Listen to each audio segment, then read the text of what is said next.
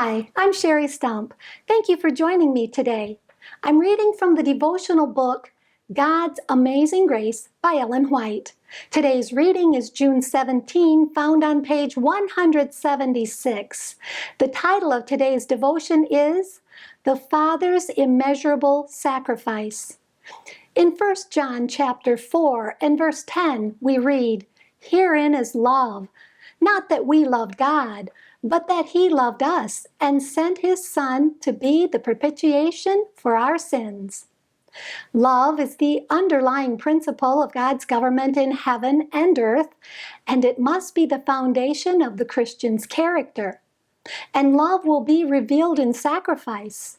The plan of redemption was laid in sacrifice, a sacrifice so broad and deep and high that it is immeasurable. Christ gave all for us, and those who receive Christ will be ready to sacrifice all for the sake of their Redeemer.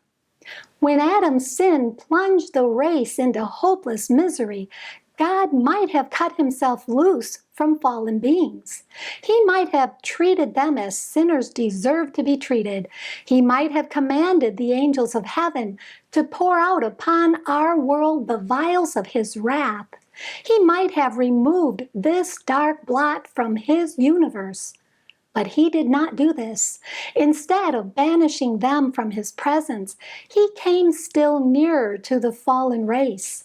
He gave his Son to become bone of our bone and flesh of our flesh. The gift of God to man is beyond all computation. Nothing is withheld. God would not permit it to be said that he could have done more or revealed to humanity a greater measure of love.